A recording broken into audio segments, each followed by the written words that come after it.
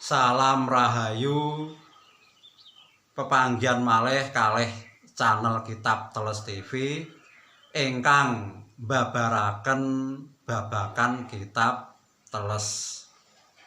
Saderenge kawula matur mugi panjenengan sedaya ingkang nyaksekake video menika dipun paringi inggih menika sehat lahir batinipun saha diparingi kemudahan-kemudahan sedayanipun dening Gusti.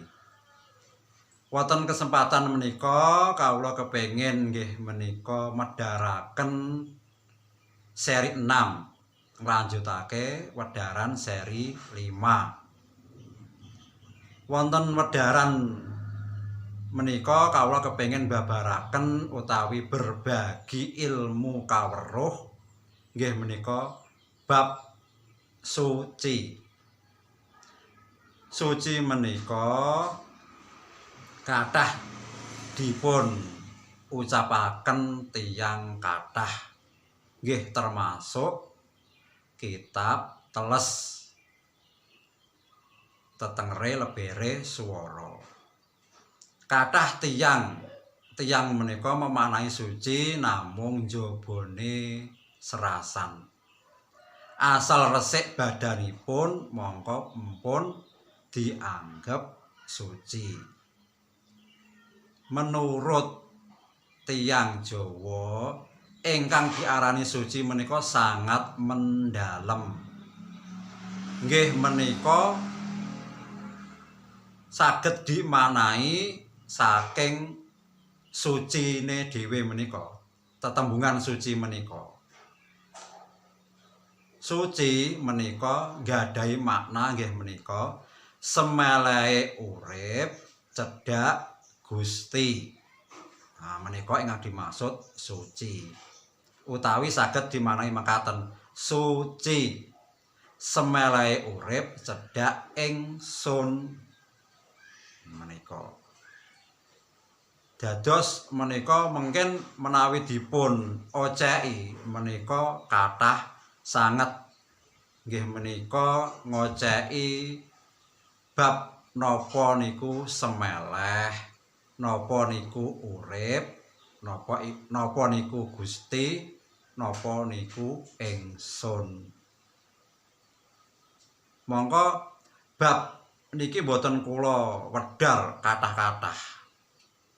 Tapi kula fokuske nggih menika jenengan kedah paham rumiyin nggih menika makna saking suci.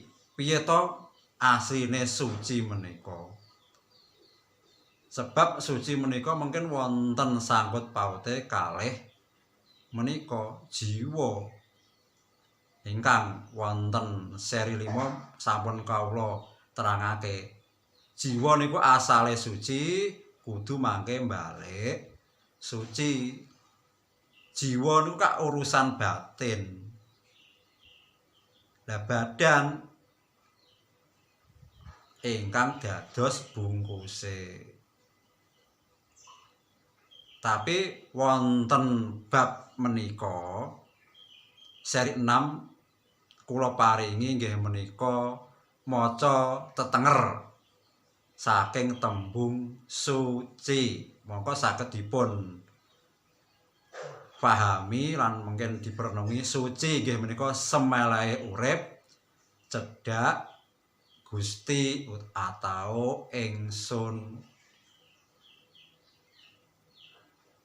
Grabyakane nggih intine berserah diri dekat Gusti atau berserah diri cedhak marang Gusti. Niku grabyakane secara umum, tapi mungkin kawula oceki wonten video berikutipun supados luwih gampang. Piye carane semeleh menika? Piye kajiane urip menika?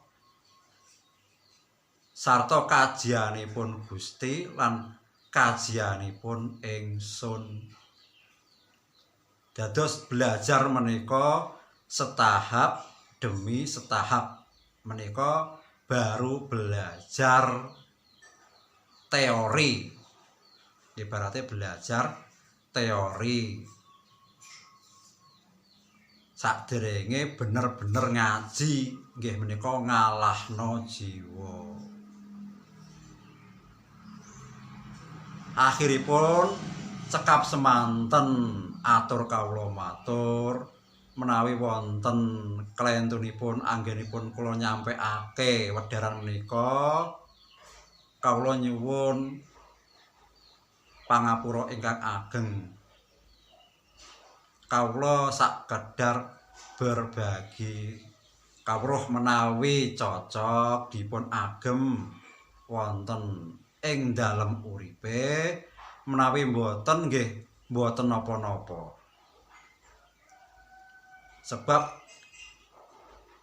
lakonane nggih angel menawi mboten niat saestu menika. Akhiripun salam rahayu.